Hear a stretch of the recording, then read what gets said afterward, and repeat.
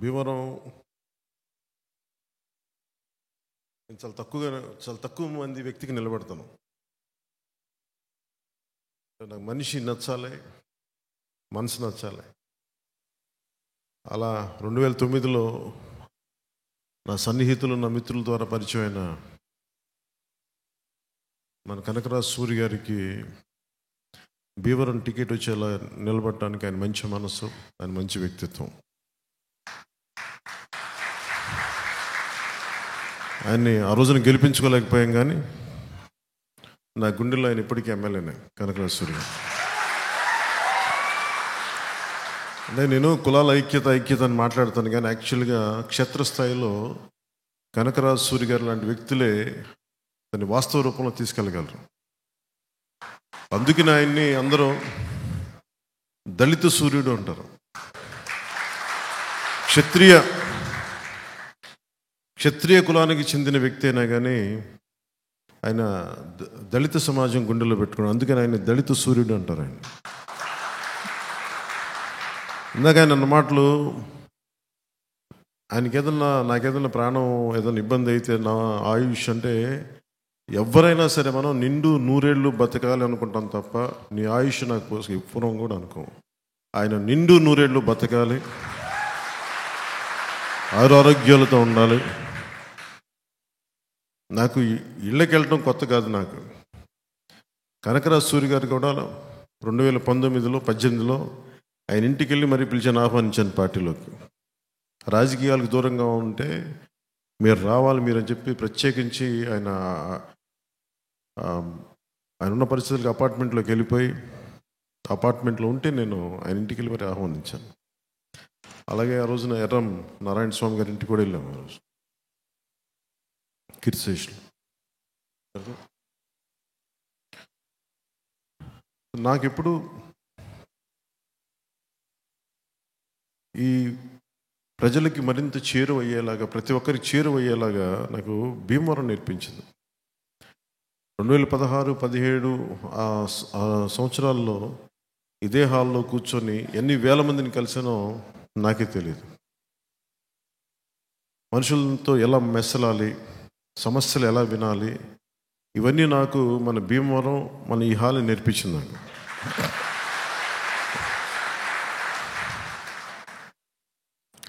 అలాగే ఇందాక కనకరాజు సూరి గారు ప్రతిరూపం అని చెప్పి అమరజీవి దగ్గర నుంచి అందరి దగ్గరికి కంపేర్ చేసుకుంటూ వచ్చారు. నాకు భయం వేస్తుంది.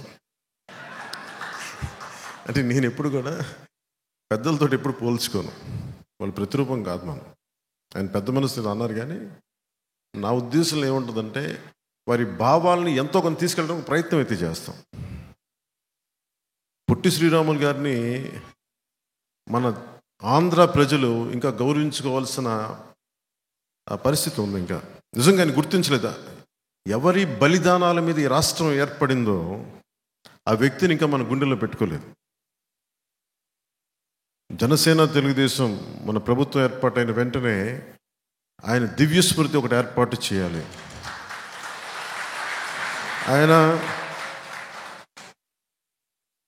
ఆయన ఒక్క వైశ్య కులానికి చెందిన వ్యక్తి కాదు. అంబేద్కర్ గారు ఒక దళిత కులానికి చెందిన వ్యక్తి కాదు, అందరికీ చెందిన వ్యక్తి. ఆయన అన్ని కులాలకు చెందిన వ్యక్తి అంబేద్కర్ గారు. అల్లూరి సీతారామరాజు ఒక క్షత్రియ కులానికి చెందిన వ్యక్తి కాదు, సమస్త మానవాళికి చెందిన వ్యక్తి అల్లూరి సీతారామరాజు. కానీ దురదృష్టవశాత్తు మనం దూరం చేసుకున్నాం ఇలాంటి మహానుభావులందరినీ. ఒక అల్లూరి సీతారామరాజు గారు కానీ, పొట్టి శ్రీరాములు గారు కానీ, ఒక అంబేద్కర్ గారు కానీ, సమస్తం అందరం గుండెలో తీసుకోవాల్సిన వ్యక్తులు. నేను కోరుకుంటుంది కూడా కులాల ఐక్యత చాలా తప్పని పడేవాడిని. ఈ పదవులు, రాజకీయాలు, దీని అంతిమ లక్ష్యం ప్రజలకి మేలు చేయడానికి తప్ప, సమాజంలో సుస్థిరత తీసుకురావడానికి తప్ప, శాంతి సౌభాగ్యాలు నెలకొల్పడానికి తప్ప విడగొట్టడానికి కాదు రాజకీయాలు. నాకు నిజంగా బాధ కలిగింది. వైఎస్ఆర్సీపీ జగన్ మీద నాకు అతను వ్యక్తిగతంగా శత్రువు కాదు అతను నాకు, కానీ అతను చేసే విధానాలు చాలా విచ్ఛిన్నంగా ఉంటాయి. మనం కులాలని కలుపుకుంటా వెళ్దామని ప్రయత్నం చేస్తూ ఉంటే అతని వ్యక్తిగత లబ్ధి కోసం, అధికారం కోసం కులాలని విచ్ఛిన్నం చేసుకోవడానికి వెళ్ళిపోతూ ఉన్నాడు ఆ వ్యక్తి. కొన్ని ఉదాహరణలు చెప్తాను. నేను 2014 నుంచి కూడా నేనేం కోరుకున్నా అంటే, తెలంగాణలో అందరినీ ఆంధ్ర వాళ్ళగా తిట్టి పంపించారు. వాళ్ళు అక్కడ కులాలు చూడాల. అలాగే ఇక్కడున్న 23 బీసీ కులాలు తెలంగాణలో తీసేశారు. బీసీ రిజర్వేషన్ స్టేటస్ తీసేశారు తెలంగాణలో. ఒక్క నాయకుడు మాట్లాడే వాళ్ళు ఎవరు లేరు. అలాగే వైసీపీ ఈ నాయకత్వం ఏం చేస్తుంటే, బీసీలకి సీట్లు ఇస్తున్నామని చెప్పి ఒక సాధికారత లేని సీట్లలో కూర్చోబెడుతున్నారు. ఎంపీలుగా కూర్చోబెడుతున్నారు, కార్పొరేషన్ చైర్మన్గా కూర్చోబెడుతున్నారు, ఎమ్మెల్యేలుగా కూర్చోబెడుతున్నారు. కానీ వాళ్ళకి నిర్ణయాలు తీసుకునే హక్కు ఇవ్వట్లేదు. ఇది ఒక సమస్య ఉంది. నేను కోరుకుంటుంది నిజంగా రామ్ మనోహర్ లోహియా గారు ప్రతిపాదించింది, అన్ని వెనకబడ్డ కులాల దగ్గర నుంచి శెట్టి బలిజలు కానీ, గౌడ కులస్తులు కానీ, యాదవ కులస్తులు కానీ, దేవాంగులు, కొప్పిలి వెలములు, కాళింగులు, నగరాలు, తూర్పు కాపులు, వీళ్ళతో పాటు కాపు సామాజిక వర్గంలోని ఒంటరి బలిజ తెగ సమూహాలు, తెగలు, వీళ్ళందరూ కూడా ఎక్కువ సంఖ్యాబలం ఉన్న కులాలు ఇవన్నీ. అందుకే వీళ్ళలో సఖ్యత లేదు. వీళ్ళలో సంఖ్యాబలం ఉన్న కులాల్లో సఖ్యత లేదు, సఖ్యత ఉండదు. ఆ సఖ్యత సాధిస్తేనే తప్ప ఈ కులాలు వైఎస్ జగన్ దగ్గర దేహి అనుకునే పరిస్థితి నుంచి బయటపడతారు. సంఖ్యాబలం ఈ కులాలది, అధికారం జగన్ది. ఈ పరిస్థితి మారాలి, మారుతుంది, మారుస్తాం. శెట్టి బలిజలు కులస్తులు ఎదగడం అంటే, గౌడ కులస్తులు ఎదగడం అంటే, యాదవ కులస్తులు ఎదగడం అంటే మిగతా కులాలు తగ్గడం కాదు. మిగతా కులాలు తగ్గడం కాదు, పై కులాలు తగ్గడం కాదు, ఉచ్చి కులాలు తగ్గడం కాదు. అణగారిన కులాలు ఎదగడం, సాధికారత సంపాదించడం. నేను ఆ దిశగా నేను ఆలోచిస్తూ ఉన్నాను. మత్స్యకార కులాలు, మత్స్యకారులు అనేక తెగలు ఉంటాయి. వాడబలిజలని కానీ, అగ్నికుల క్షత్రియులను కానీ, వీళ్ళందరినీ ఎలా ముందుకు తీసుకెళ్ళాలి? కేవలం కులాల్లోని నాయకులు ఎదగడం కాదు, ఆ కుల సమూహాల్లో ఎక్కువ లబ్ధి పొందాలి. వాటి దిశగా ఎలా అడుగులు వేయాలి? పబ్లిక్ పాలసీలు ఎలాంటి పరిస్థితులు తీసుకురావాలి? నాయకులు చాలామంది కులాలని వాడుకొని ఎదుగుతున్నారు తప్ప కులాలకి నిజంగా ఆ లబ్ధి పొందట్లేదు, చేకూరట్లేదు. ఆ పరిస్థితి మారాలి. ఆ విధంగా ఏ విధంగా నిర్ణయాలు తీసుకుంటే పరిస్థితులు మారుతాయి, అవన్నీ ఆలోచిస్తూ ఉన్నాం.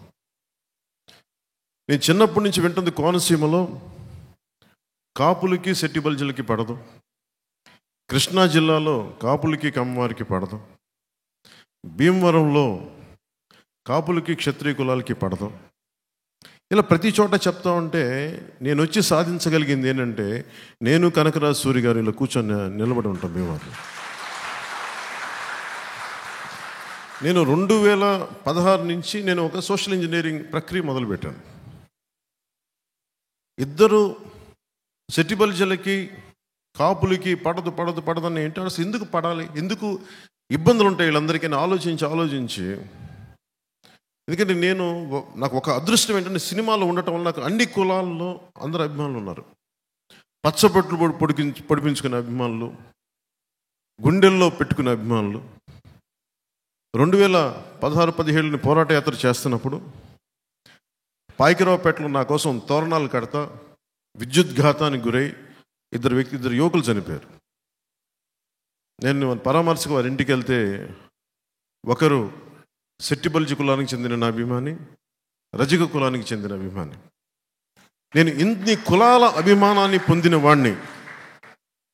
నేను పుట్టడానికి కాపు కులంలో పుట్టినప్పటికీ కూడా నేను కేవలం కాపు కులానికే పని చేస్తాను, కాపుల కోసమే పార్టీ నేను పెట్టలేదు. నేను అందరి కోసం పెట్టాను పార్టీ. ఎందుకంటే పొలిటికల్గా నేను రైట్గా మాట్లాడను, ఏది ఆకట్టుకునేలా మాట్లాడను, ఏది సరైందో నేను అదే మాట్లాడతాను. ఒక జబ్బుకి మందు సరిగ్గా మాట్లాడటం, సామాజిక రుగ్మతలకి సరిగ్గా మాట్లాడటం, చెప్పడం. నేను ఆ రోజున కోరుకుంది కోనసీమలో కాపులకి సెట్టి బల్జులకి గొడవలు తగ్గాలని నేను కూర్చొని ఇట్లాగే సోషల్ ఇంజనీరింగ్ అంటే దాని మీద ఒక హెవీగా ఆలోచించకండి. కూర్చొని సమన్వయపరచడం, మాట్లాడటం, మెత్తగా మాట్లాడటం, సమస్యలుంటే బయటికి తీసుకురావడం.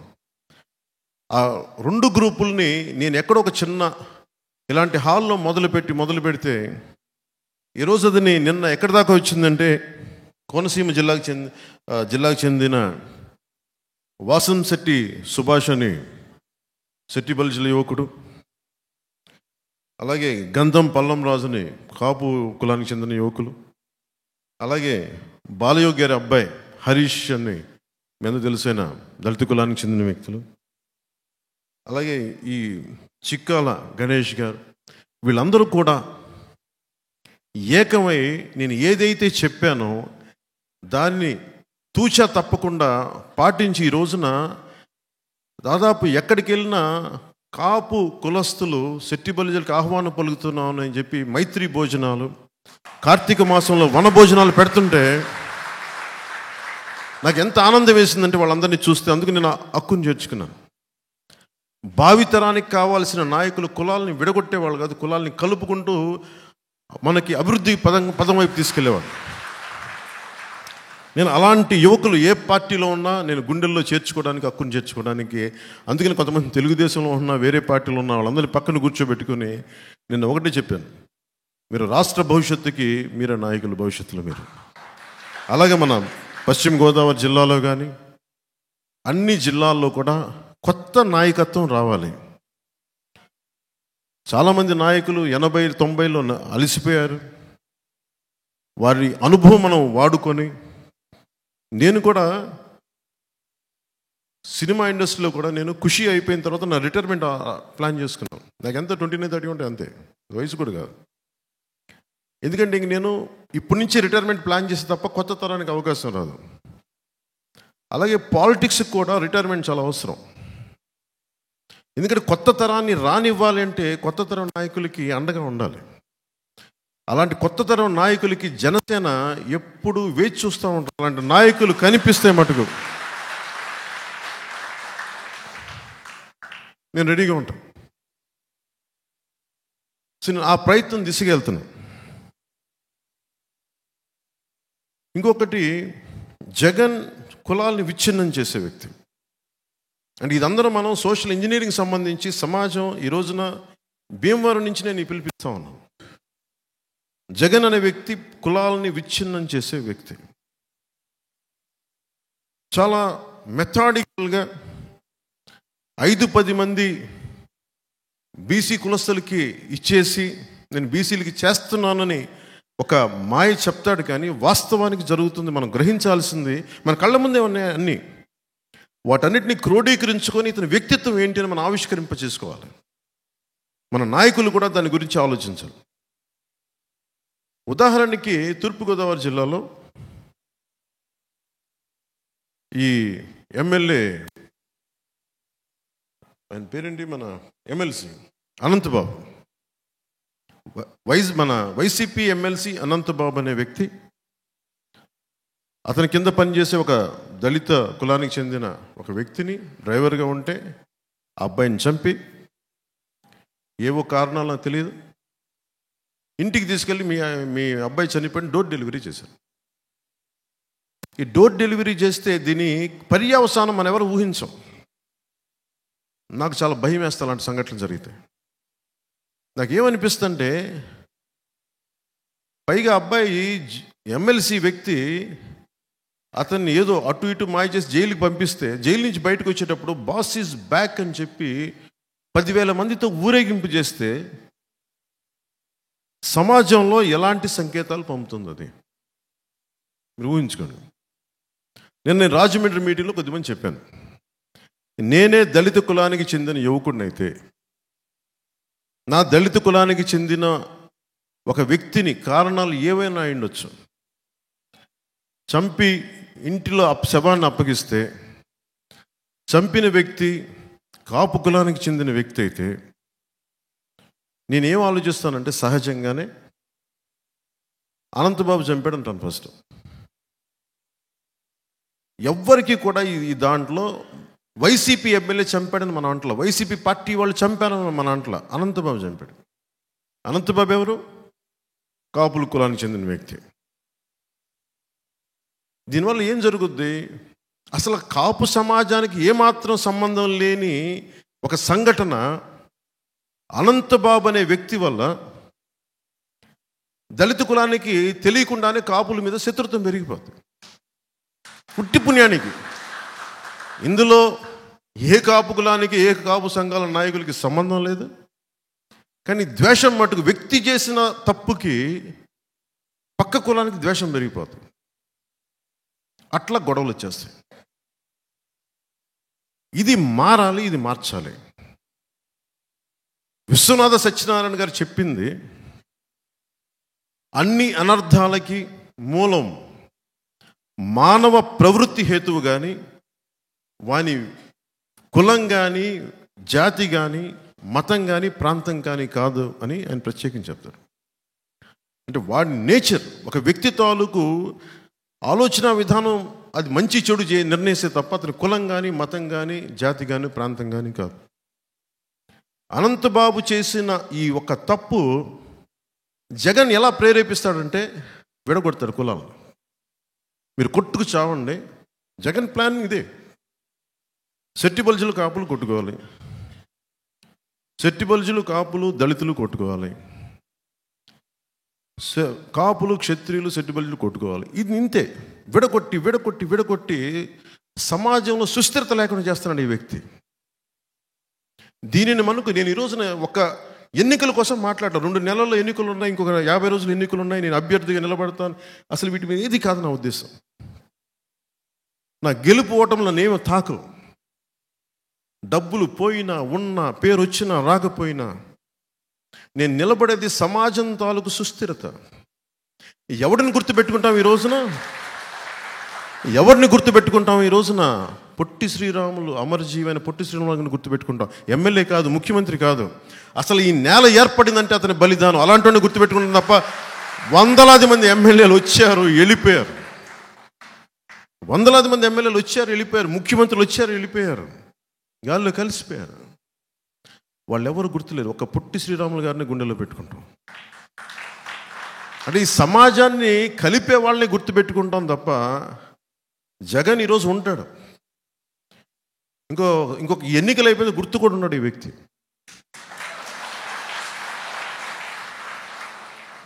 సో మీరు ప్రతిదీ అంటే జగన్ ధైర్యాన్ని మెచ్చుకోవాలి మనం.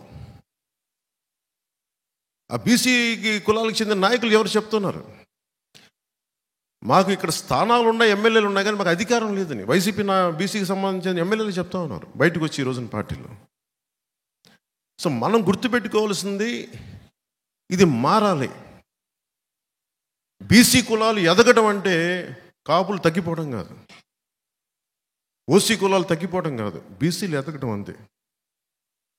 నేనైతే మనస్ఫూర్తిగా అది కోరుకుంటున్నాను. దళిత కులాల నుంచి ఒక దామోదరం సంజీవయ్య గారు లాంటి నాయకులు రావాలి. బాలయోగి గారు ఉన్నారు. బాలయోగి గారిని అన్ని కులాలు ప్రేమిస్తారు, అన్ని కులాలు ప్రేమిస్తారండి. నోరు మంచిదైతే ఊరు మంచిదవుతుంది, వ్యక్తిత్వం మంచిదైతే అందరినీ ఆకట్టుకుంటుంది. ఉదాహరణ నేను సినిమాలోనే ఉన్నాను. ఏ హీరో రాకూడదు అనుకుంటే ఎట్లా? అందరూ రావాలి. నా ఒక్కడి వల్ల చిత్ర పరిశ్రమ నడుస్తుందా? నా కుటుంబంలోని హీరోల వల్ల చిత్ర పరిశ్రమ నడుస్తుందా? అలాగే రాజకీయాల్లో కూడా ఒక కులం వల్ల నడుస్తుందా రాజకీయం? సో నేను కోరుకుంటుంది ఏంటంటే అందరూ బాగుండాలి. దీంట్లో పోటీతత్వం ఉండాలి ఖచ్చితంగా. అంత మాత్రం కొట్టేసుకొని చంపేసుకోవాల్సిన అవసరం లేదు మనకి. ఎవరిది బెటర్ ఆర్గ్యుమెంట్, ఎవరిది బెటర్ పబ్లిక్ పాలసీ, ఎవరు ఎక్కువ న్యాయం చేస్తారు, ఇవి కదా మనం ఆలోచించాల్సింది. ఇక్కడున్న భీమవరం వైసీపీ ఎమ్మెల్యే కూడా వ్యక్తిగతంగా నాకు శత్రుత్వం ఏం లేదు. నేను ఎంత ఇబ్బందులు పడ్డాను మీకు ఈరోజు చెప్తున్నాను. పోయిన ఎన్నికల్లో నా పక్కనున్న తులసి అనే వ్యక్తి, ఆయన వియ్యంకులు, ఆయన వచ్చి నా దగ్గరికి ఇదే వేదిక మీద వచ్చి మాట్లాడతాడు. ఆయన నా వియ్యంకులు అంటే నా కూతుర్ని ఇచ్చాను, మీరేం అనకూడదు అంటాడు.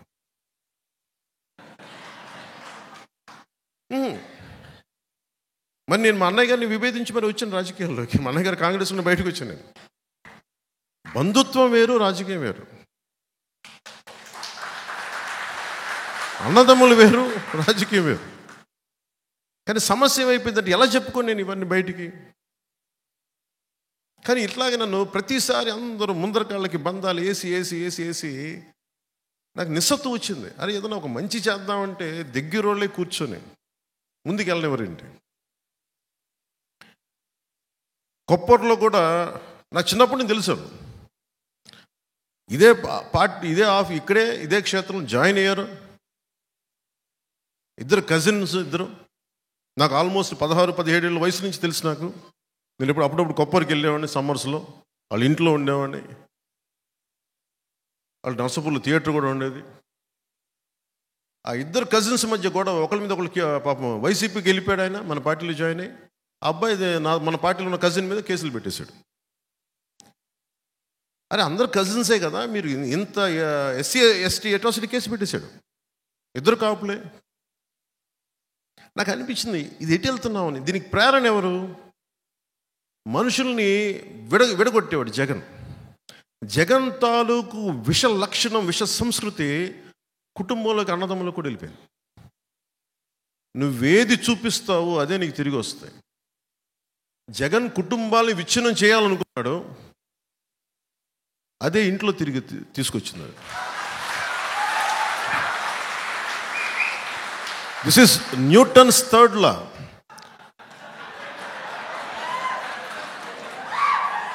నువ్వేది చెయ్యాలనుకుంటావో చర్యకి ప్రతిచర్య ఉంటుందంట. అదేదో న్యూటన్ అదే స్పిరిచువల్ లా, అది నాట్ జస్ట్ ఫిజికల్ లా. నువ్వు ఏది చెయ్యాలనుకుంటావో అదే నీకు తిరిగి వస్తుంది. నువ్వు నేర్పిన విద్య నీరజాక్ష అంటావు. పాపం రాజశేఖర రెడ్డి గారు చాలా కష్టపడి డబ్బులు సంపాదించారు, అన్ని వేల కోట్లు సంపాదించి పాపం ఇద్దరు బిడ్డలకి సమానంగా ఇస్తే ఆ సంపాదన ఇవ్వలేదు చెల్లికి. చాలా బాధ కలిగించే అంశం ఇది. పాపం సాక్షి పేపర్లో వాళ్ళకి రావాల్సిన వాటా ఉంది, ఇవ్వలేదు. భారతీయ సిమెంట్స్లో వాటాలు ఇవ్వలేదు. పాపం ఆవిడ ఈ రోజున పడుతున్నాయి. ఎంత నిజం బాధ వేసింది. పాపం మరి ఇవ్వాలి కదా, సొంత చెల్లికి ఇవ్వడు ఇతను. సొంత చెల్లికి ఆస్తి ఇవ్వనోడు మనకెలా వాటాలు పంచుతాడబ్బా? మీరు ఆలోచించాను.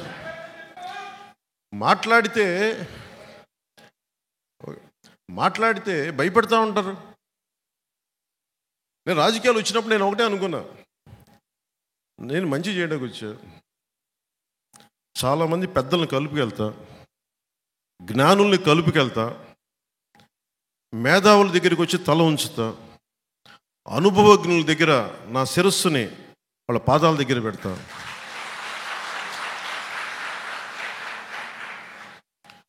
ఒక పార్టీని మోసేటప్పుడు పార్టీ కోసం ఎన్ని తిట్లేని తింటా. 2009లో అప్పుడు పార్టీ పెట్టిన ప్రసంగంలో ఒక సంఘటన జరిగింది.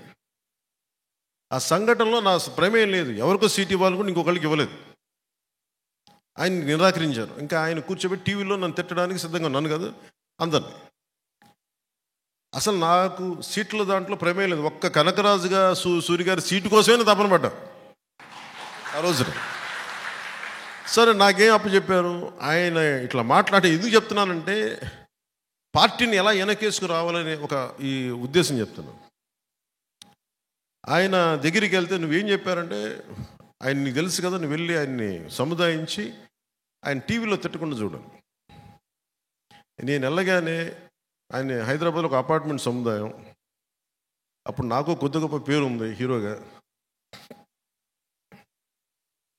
ఇంకెళ్ళగానే ఆయన తిట్టడం స్టార్ట్ చేశాడు.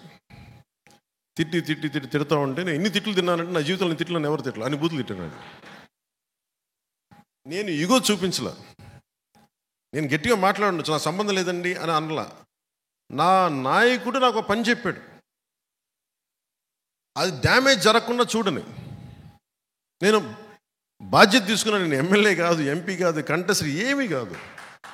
కానీ నేను నా నాయకుడు నమ్మి నా నాయకుడు బాధ్యత తప్పు చెప్తే నేను వెళ్ళి ఆయన ఒకటి చెప్పాను, తప్పు జరిగిందేమో నాకు తెలీదు, ఈ నిర్ణయంలో నా తప్పు లేదు, నా ప్రమేయం లేదు, కానీ వాళ్ళు తీసుకున్న పరిస్థితులు తీసుకున్నారు, అందువల్ల పెద్ద మనసుతోటి మీరు నన్ను క్షమించండి. వాళ్ళందరి తరపున మీ పాదాలు పట్టుకొని భార్యాభర్తలు ఇద్దరికి క్షమాపణలు చెప్పి ఒక 10 నిమిషాలు అలాగే తల వంచి కూర్చున్నాను.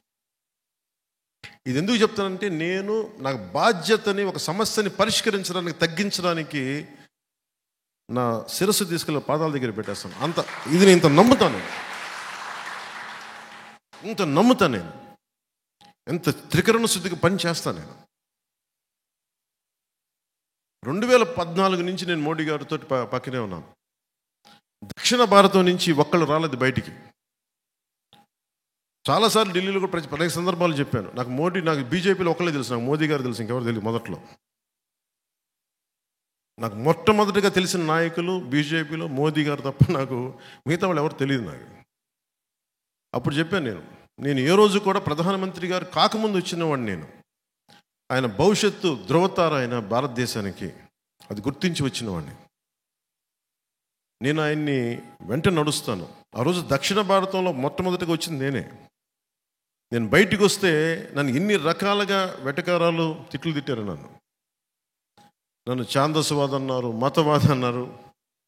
ఈ రోజున దేశం అంతా ఆయన నీరాజనాలు పలుకుతూ ఉంటే ఇప్పుడు అందరూ కామ్గా కూర్చున్నారు. అంటే నేను ఎప్పుడు రిస్కులు తీసుకున్నాను, అది నేను చెప్పేది. అంటే నేను ఒక నాయకుడిని నమ్మితే నేను చాలా చిత్తశుద్ధిగా నమ్మేస్తాను. సో అందుకని పార్టీని నడపడం అంటే శాసించడం కాదు, కలుపుకొని తీసుకెళ్ళడం, అందరినీ తగ్గడం, ఆధిపత్యం చెలాయించడం కాదు. పదవి అనేది ఆధిపత్యం చెలాయించడానికి కాదు, అందరినీ సముదాయపరచడానికి, కలిపి మెలిపి తీసుకెళ్ళడానికి, అందరం కలిసి ఒక ఉమ్మడి లక్ష్యాన్ని సాధించడానికి నేను ఆ ప్రయత్నం చేస్తూ ఉన్నాను ఈ రోజున. అలాగే 2019 ఎన్నికలకి నేను ఏ రోజున కూడా జీరో బడ్జెట్ పాలిటిక్స్ అని నేను చెప్పి అలసిపోయాను. నేను ఎప్పుడు చెప్పలేదు బాబు, జీరో బడ్జెట్, డబ్బులు లేకుండా రాజకీయం చేయాలి నేను ఏ రోజున చెప్పలేదు. ఎలక్షన్ కమిషన్ కూడా ఈ రోజున 45 లక్షలకు పెంచింది ఖర్చు. ఎవరికి భోజనాలు పెట్టకుండా రాజకీయం చేసేద్దామంటే కుదరదు. కనీసం భోజనాలు పెట్టాలి. నా మీద వస్తారు అభిమానం. నేను నాయకులందరికీ మొన్న ఒకసారి చెప్పా, డబ్బులు ఖర్చు పెట్టాల్సిందే, ఓట్లు కొనాలా లేదా అనేది నేను చెప్పను. ఎప్పుడు అది మీరు నిర్ణయాలు తీసుకోండి, బాగా పనిచేయండి. అసలు ఓట్లు కొనలేని పరిస్థితికి ఉంటే సంతోషం. అది మనందరం ఏంటి, ఒక అందమైన అబద్ధంలో బతుకుతున్నాం. దేశం అంతా అందరూ వేల కోట్లు ఖర్చు పెడతారు, కానీ ఎవరు మాట్లాడరు దాని గురించి. అందరూ సైలెన్స్ గప్ చెప్పి అలా కూర్చుంటారు. అంత ఫాల్స్ సొసైటీ అయిపోయింది. నాకు కూడా అన్నీ తెలుసా, నీకు కామం కూర్చొని చూస్తాను, నేను చూడాల్సి వస్తుంది. భవిష్యత్తులో ఇది మారాలి. కనీసం 2029 ఆ తర్వాత వచ్చే ఎన్నికలు కానీ ఇంకొక 10 years తర్వాత అయినా సరే అసలు డబ్బులతోటి ఓట్లు కొనాల్సిన అవసరం లేని రాజకీయం రావాలి. అప్పుడు నిజమైన అభివృద్ధి ఉంటుంది. ఇందాక మన ఒకరింట్లోకి వెళ్తే వాళ్ళు మాట్లాడుతూ ఉన్నారు, బీజేపీ నాయకులు.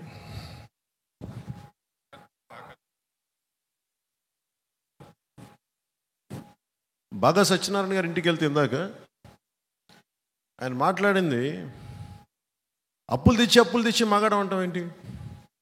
అభివృద్ధి చేసి కదా నువ్వు మగాడం అనాల్సిందే. అంటే ఆయన ఏంటి, నేను బటన్లు నొక్కాను. బటన్లు ఒకటి ఏం, నువ్వు అప్పులు తెచ్చి బటన్లు నొక్కుతున్నావు. అభివృద్ధి చేసే బటన్లు నొక్కు, అప్పుడు కదా నీ సలాం అంటావు, నీకు అప్పుడు కదా శభాష్ అంటావు నీకు. అంటే వ్యక్తిగతంగా నీకు ఆస్తులు పెరిగిపోతూ ఉన్నాయి. అంటే ఇవన్నీ చూస్తామంటే మనకి 2 ఉన్నాయి. జనసేన టీడీపీ వస్తే మీకు ఈ పథకాలు ఆపేస్తారని ఉంది. జగన్ ఏం చెప్తున్నాడు మన అసెంబ్లీలో కూడా, భవిష్యత్తులో ఏ ప్రభుత్వం పథకాలు ఆపలేదు, అంత పగడ్బందీగా పథకాలు పెట్టానన్నాడు. దాన్ని బట్టి మీకు అర్థమవుతుంది కదా, మేము వచ్చిన పథకాలు కంటిన్యూ చేస్తామని అతనే చెప్తున్నాడు. అందరికీ చెప్పండి, మనం వచ్చిన పథకాలు ఎలా కంటిన్యూ అవుతాయి? కాకపోతే మేము అభివృద్ధి కూడా చేస్తాం పథకాలతో పాటు. ఇప్పుడు అప్పులు తెచ్చి ఫైనల్గా అతను డబ్బునోడు అయిపోతున్నాడు బాగా విపరీతం. చెల్లి కూడా డబ్బులు ఇవ్వట్లేదు పాపం. బాబు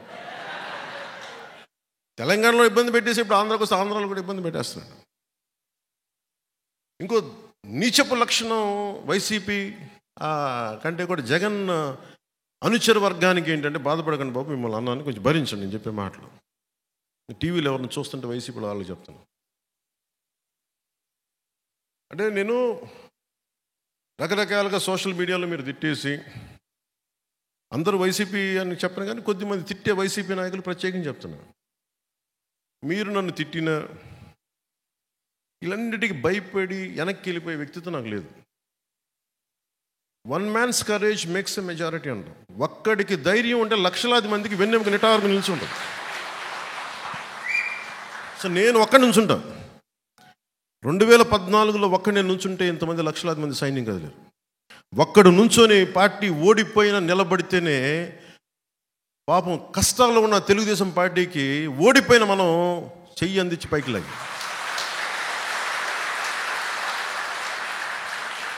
దురదృష్టం ఏంటంటే మన దగ్గర ధైర్యం ఉంది, పోరాటం ఉంది, కానీ ఎలక్షనీరింగ్ చేసే కెపాసిటీ లేదు, ఓట్లు తెప్పించే కెపాసిటీ లేదు. ఏం ఉందని చెప్తాను, సరే చూద్దాం ఎన్నికలకి. కాదు అంటే నేనేంటంటే, నేను బ్రాడ్గా స్టేట్ కోసం చాలా బలమైన వ్యూహం పెట్టాం. ఓట్లు చెల్లకుండా ఈ నాయకులుగా పోటీ చేయటం వేరు, గెలవడం వేరు. నేను గెలవడం అనేది ఈసారి ప్రమాణంగా తీసుకున్నాను. 18 లక్షల ఓట్లు వచ్చినాయి, మన తక్కువ ఓట్లు కాదు. 2009లో మనకి 18 సీట్లు వచ్చి ఉమ్మడి రాష్ట్రంలో 18% ఓట్లు వచ్చి ఉమ్మడి రాష్ట్రంలో పార్టీని నిలబెట్టుకోలేకపోయాం. ఆ రోజున నేను 2 చోట్ల ఓడిపోయి, ఉన్న ఎమ్మెల్యే పారిపోయి, మరి 10 సంవత్సరాల పార్టీ నిలబెట్టున్నాం. సో ఓట్లు రావటం పోవడం ఇష్యూ కాదు. ఒక భావంతో, ఒక బలమైన భావంతో లక్షలాది మందిని కట్టిపడేయటం, అది పొలిటికల్ పార్టీ. అది టెంట్ల కింద కూర్చుంటావా, చెట్టు కింద కూర్చుంటావా, గుడారాలు వేసుకొని కూర్చుంటావా, నువ్వెక్కడ నుంచుంటే అదే పార్టీ ఆఫీసు, నువ్వెక్కడ నుంచుంటే అదే రాజకీయం. నువ్వు నడిస్తే రాజకీయం, మాట్లాడితే రాజకీయం. దానికి బిల్డింగులకి సంబంధం లేదు. ఆ రోజున అందరూ పార్టీ నడపలేము సార్ చెప్పి అందరూ పారిపోయి వైసీపీకి వెళ్ళిపోయారు. ఆ రోజున అందరూ, కొంతమంది వేరే పార్టీలకు వెళ్ళిపోయారు. మరి నేను 2 చోట్ల ఓడిపోయి నేను నడుపుతున్నాను అంటే, నేను ఆ రోజు దెబ్బకి నేను నిర్ణయించుకుంది ఏంటంటే, ఏది ఏమైనా కానీ నేను పార్టీని కదలనివ్వను, ఇక్కడ ఉంచుతాను. ఇది మాటల్లో చెప్పడం చాలా తేలిక. ఓడిపోయినప్పుడు ఎలా ఉంటుందో మీకు చెప్పలేదు కదా, భీమవరంలో ఓడిపోతే ఎలా ఉంటుందో మీకు చెప్పలేదు కదా. నేను ముఖ్యంగా 2 చోట్ల పోటీ చేయాలని నేను అనుకోలేదు. నేను ముందు గాజువాకో ఇంకోటి ఏదో అనుకున్నాను, కానీ అందరూ సన్నిహితులు మిత్రులు అందరూ వచ్చి నీకు అండగా నిలబడతావు, నువ్వు రా, నువ్వు ఇక్కడ పొడి చేద్దామంటే వచ్చాను. పాపం వాళ్ళు ఎవరు లేరనుకోండి, ఇప్పుడు నన్ను ఎవరైతే ఆహ్వానించారో వాళ్ళు లేరు ఇప్పుడు పార్టీలో, కనీసం రాజకీయాల్లో కూడా లేరు. అంటే నేనేం నమ్ముతాను, నేను ఒక మాట ఇస్తే చచ్చిపోతాను. ఆ మాటకి ప్రాణాలు పోతాయి, ఎగిరిపోతాయి, ఎవడు ఉండడం. అలాగే ఈ రోజున అందరూ బెట్టింగ్లు కడతా ఉన్నారు. ఈ అలయన్స్ ఇన్ని సీట్లు సాధిస్తుంది, వైసీపీకి 50 నుంచి 60 వస్తుంది, బెట్టింగ్ యాప్స్లో ఉన్నాయి. నేను వింటా ఉన్నాను. ఇంత జరుగుతుంది అంటే దీన్ని మొత్తం తిప్పి పట్టుకొచ్చింది జనసేనని మీరు మర్చిపోవాలి. జనసేన పారిపోలా, ఓడిపోతే ఇంకొంచెం బలపడ్డాం, నెడితే తిరగబడ్డాం. ఈ రోజున ఆయన జాలి పడుతున్నాడు పాపం జగన్.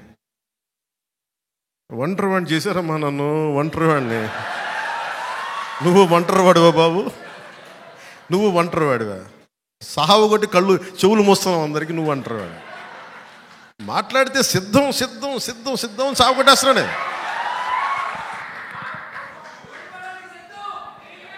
అలాగే ఆయన సిద్ధం దేనికో చూద్దాం. నువ్వు సిద్ధం అంటే మేము యుద్ధం అంటాం. కానీ యుద్ధం చేయాల్సినంత గొప్పడ కథను మనం నిర్ణయించుకోవాలి.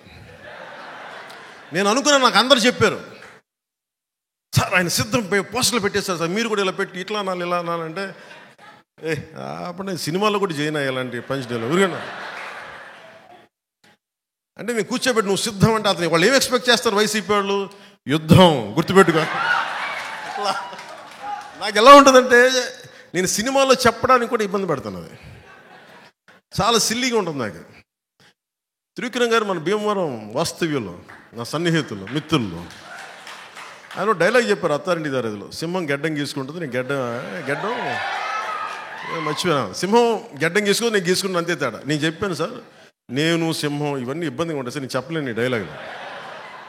ఆయన నా బాధ భరించలేక దాన్ని కామెడీగా చెప్పమన్నాడు.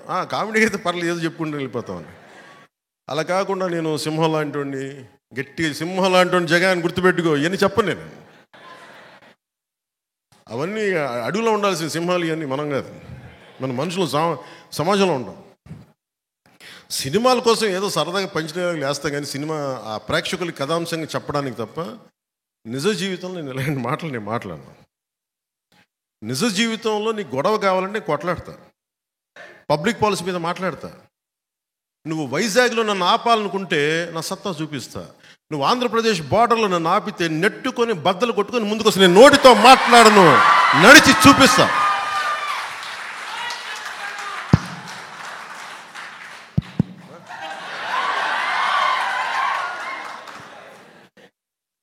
నడిచి చూపిస్తాం.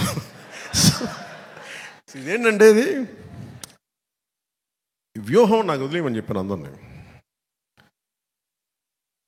టీడీపీ, జనసేన, భారతీయ జనతా పార్టీ నాయకుల ఆశీస్సులు ఉండాలి. ఈ అలయన్స్ కోసం నేనేదో నాకు మెచ్చి మేకతోలు కప్తా నేను చేయలే. ఆంధ్రప్రదేశ్ అప్పుల్లో కూరుకుపోయిన ఆంధ్రప్రదేశ్కి, అభివృద్ధికి దూరంగా ఉన్న ఆంధ్రప్రదేశ్కి, ఇది ఈ క్రిమినాలిటీ పెరిగిపోయిన ఆంధ్రప్రదేశ్ని రక్షించుకోవాల్సిన అవసరం ఉంది. అందుకని అందరం కలిసి ఓట్లు చెల్లకుండా ఉండాలని చెప్పిన ప్రతిపాదనకి ఎంత నలిగిపోయినా నా ఒకడికి తెలుసు. ఈ రోజున అందరూ ఎమ్మెల్యేలు, ఎంపీలు ఏదన్నా అవుదాం అనుకుని దాన్ని ఓటు అందరూ బలంగా ఉన్నారు ఈ రోజున. ఈ బలానికి కారణం నేను పడ్డ మామూలు నలుగుడు కాదు. దీనికి ఎన్ని చీవాట్లు తిన్నానో జాతీయ నాయకుల దగ్గర మీకు తెలియదు, అన్ని చీవాట్లు తిన్నాను. నేను ఒకటే 2 చేతులు పెట్టాను, సార్ మా రాష్ట్రం సార్ ప్లీజ్ సార్ ప్లీజ్, ఇంతే దండం పెట్టి ఈ రోజున జరిగింది. నేను ఎప్పుడు జనసేన పార్టీ ప్రయోజనాలు ఆలోచించాలా, ఆంధ్రప్రదేశ్ ప్రజల ప్రయోజనాలు, తెలుగు ప్రజల ఐక్యత ఆలోచించాలి. సో దీన్ని దృష్టిలో పెట్టుకొని నాకు మనందరం బాగుండాలి, ఈ అలయన్స్ బలంగా నిలబడాలి. మనలో మనకి చిన్న ఇబ్బందులు ఉంటాయి, కొన్ని త్యాగాలు ఉంటాయి, ఇవన్నీ కొన్ని తప్పవు. కానీ త్యాగం చేసిన ప్రతి ఒక్కరికి గుర్తింపు వచ్చేలాగా రేపొద్దున్న ఎంపీటీసీలు కానీ, జెడ్పీటీసీలు కానీ, స్థానిక ఎన్నికలు ప్రతి దాంట్లో 3వ వంతు జనసేన బలంగా తీసుకునేలాగా నిలబడేలాగా మనం ఓటు ట్రాన్స్ఫర్ కనుక జరిగితే టీడీపీని మనం వదిలేసిన చోట్ల, టీడీపీని నుంచున్న చోట్ల ఓటు జనసేన ఓటు ట్రాన్స్ఫర్ అయితే మటుకు రేపొద్దున స్థానిక ఎన్నికలకి అదే మీకు బలం అవుతుంది, మర్చిపోకండి. అలాగే 3వ వంతు మహిళలకు కూడా రిజర్వేషన్లు కూడా భవిష్యత్తులో వచ్చే 29లో రాబోతుంది. అది మీరు మహిళా నాయకులు కూడా మీరు ఇప్పటి నుంచి కష్టపడితే అది మీకు కూడా అది బంగారు దారి ఇచ్చినట్టు అవుతుంది. అందుకని మనస్ఫూర్తిగా నాకు అవకాశం ఇచ్చిన మా నాయకులందరికీ, ఆడపడుచులందరికీ, మహిళా నాయకురాలందరికీ, ఈరోజు పార్టీలో జాయిన్ అయిన శ్రీ రత్నం గారికి, మరి సతీమణి ఉమాదేవి గారికి, అలాగే మన మల్లాడి రాజేంద్ర ప్రసాద్ గారికి ప్రత్యేకించి నా హృదయపూర్వక ధన్యవాదాలు. ఈ వేదిక పైన ఉన్న మా నాయకులందరికీ కూడా పేరు పేరున హృదయపూర్వక ధన్యవాదాలు, నమస్కారాలు. యాక్చువల్లీ ఇది వెంటనే నేను వెళ్ళిపోవాలి ఇవన్నీ కాదు, కానీ నాకు ఒక్కడనే అయిపోయాను. 2019లో అప్పుడు నాయకత్వాన్ని లాగా నాకెవరు 10 మంది 20 మంది నాయకులు లేరు. లక్షల మంది నన్నే మాట్లాడాలనుకుంటారు. నేను చిన్నబాబు గారిని పెట్టి, చిన్నబాబు గారు కాదండి నాకు నీతోనే మాట్లాడాలంటారు. కార్యకర్త నుంచి నాయకుల దాకా లక్షలాది మంది నాతో మాట్లాడాలని టైం సరిపోవట్లేదు. అందుకని ఆ కష్టాలకి నేను అటు ఇటు తిరుగుతున్నాను. అందుకే మన నుంచి రావాలని ఏం లేదు. భీమవరం తిరగాలి, భీమవరంకి రావాలి అన్నీ ఉన్నాయి. కానీ ఏం వేసినా కానీ వైసీపీ వ్యతిరేక ఓటు చెల్లకుండా ఉండాలంటే దాని మీద చేసిన కసరత్తు కొంతకాలం నన్ను భీమవరానికి దూరం పెట్టింది అంతే. అలాగే ఇక్కడ ఉండే స్థానిక వైసీపీ నాయకులు కూడా మన వాళ్ళు ఇబ్బంది పెడతారేమో వస్తే ఇవన్నీ దృష్టిలో పెట్టుకొని, ఒక్కటి, జనసేన తెలుగుదేశం ప్రభుత్వం వచ్చిన వెంటనే లా అండ్ ఆర్డర్ సిచ్యువేషన్ మటుకు చాలా చాలా చాలా బలంగా, ఫాల్స్ కేసులు పెట్టినా, ఎలాంటి దౌర్జన్యాలు చేసినా అందరినీ తగు రీతిలో గుర్తుంచుకుంటాం. భవిష్యత్తులో ఇప్పుడు చేసిన ప్రతిదీ కూడా సరైన విధంగా దాని సరైన రీతిలో స్పందిస్తుంది. దాని గురించి ఏది మర్చిపోలేదు. గతంలో జరిగిన పరిస్థితుల్ని చక్కబెడతాం, సరిదిద్దుతాం, మేము మర్చిపోం. మీరు స్థానికంగా ఏ వైసీపీ ఎమ్మెల్యేని, భీమవరం కదా ఎక్కడున్నా కానీ భయపడకుండా మనము తెలుగుదేశం భారతీయ జనతా పార్టీ కలిసి వచ్చిన ఈ రోజున ఏ వైసీపీ శక్తి ఆపలేదు మనల్ని. ఎదురదు ఒక్కళ్ళవే ఉన్నప్పుడే మనల్ని వైసీపీ వాళ్ళు ఏం చేయలేదు. ఇంతమంది కలిసి, ముగ్గురు కలిసి ఏం చేయగలరు? మనం ఒక్కళ్ళం బ్యారికేడ్లని తన్నుకుంటా ముందుకెళ్ళాం. 151 మంది ఎమ్మెల్యేలు వాళ్ళేం చేయలేదు. ఇప్పుడేం చేస్తారు? వాళ్ళు కూర్చొని ఓడిపోతున్న వాళ్ళు, వాళ్ళ ప్రభుత్వం ఓడిపోతుంది, దానికి సిద్ధంగా ఉన్నారు వాళ్ళు. మనం గెలుస్తున్నాం, గెలిచి తీరుతున్నాం, ప్రభుత్వాన్ని స్థాపిస్తున్నాం. జై జనసేన, జై హింద్.